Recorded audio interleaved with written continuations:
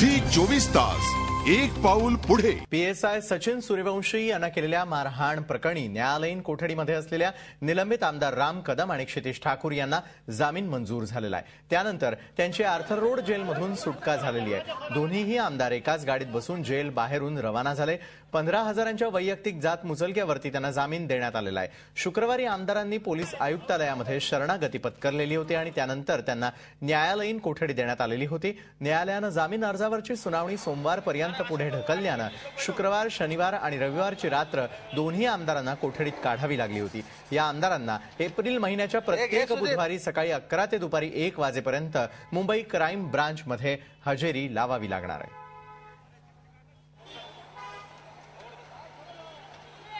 PSI Sachin Suryavanshi यांना केलेल्या मारहाण प्रकरणी न्यायालयीन कोठडीत असलेल्या निलंबित आमदार राम कदम आणि क्षितिज ठाकूर यांना अखेर जामीन मंजूर झालेला आहे।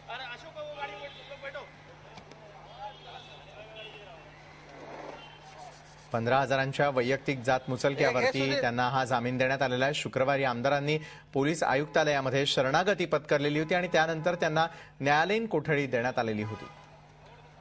आपण यावेळेला पाहतोय राम कदम, क्षितिज ठाकूर यांना जामीन मिळाल्यानंतर त्यांची आर्थर रोड जेलमधून सुटका करण्यात आलेली होती। एकाच गाडीत बसून हे बाहेर पडलेले होते।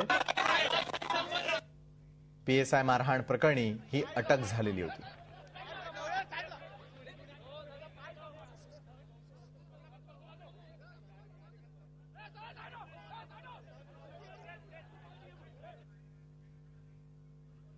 दोनों ही आरोपियों को आज आर्थर रोड से प्रोड्यूस नहीं किया गया था। दोनों को बेल दे दी है। आज 15,000 का बेल हुआ है और 2 हफ्तों के लिए इंटरिम कैश बेल दिया है।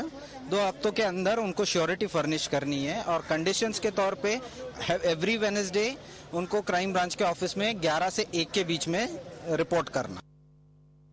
आणि या संदर्भामध्ये आमचे प्रतिनिधी अजित मांढरे यांच्याकडून आपण अधिक माहिती घेणार आहोत। अजित, पीएसआय सूर्यवंशी यांना केलेल्या मारहाण प्रकरणी अखेर राम कदम आणि क्षितिज ठाकूर यांना जामीन मंजूर झालेला आहे। ते एकत्रच बाहेर पडल्याचं वृत्त येत आहे। काय अधिक माहिती आहे या संदर्भातली?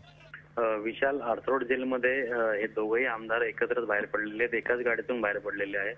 विशेष म्हणजे हे संपूर्ण प्रकरण जे झालं होतं, पीएसआय सचिन सूर्यवंशी यांना मारहाण करण्यात आली होती आमदारांकडून आणि त्या पीएसआय सूर्यवंशींनी राम कदम आणि आमदार क्षितिज ठाकूर या दोघांची नावं घेतली होती। पुढे नंतर ते दोघं पोलिसांना शरण गेले। एकंदरच या संपूर्ण प्रकारामध्ये 4 रात्री 3 दिवस या दोन्ही आमदारांनी जेलमध्ये काढलेली आहेत। साधारण एक प्रकरण होतं की वादावाद झाली होती आणि त्यानंतर पुढे हक्कभंग आला। आमदारांनी पीएसआय सूर्यवंशींना मारहाण केली आणि या संपूर्ण घटनेचे पडसाद गेले 3 दिवस विधानसभेत देखील उमटत आहेत। विधानसभेचं कामकाज अजूनही ठप्प आहे। तर या संपूर्ण घटनेनंतर आता पुढे हे आमदार नेमकं काय पाऊल उचलतात किंवा त्यांचे पक्ष जे आहेत ते नेमकी काय भूमिका घेतात याकडे सगळ्यांचं लक्ष लागून आहे। निश्चितच अतिशय महत्त्वाची अशी माहिती आपण दिलेली आहे। पक्षाकडून आता काय निर्णय होतो याकडे सर्वांचंच लक्ष लागलेलं आहे। धन्यवाद अजित दिलेल्या सविस्तर माहितीसाठी। झी 24 तास एक पाऊल पुढे।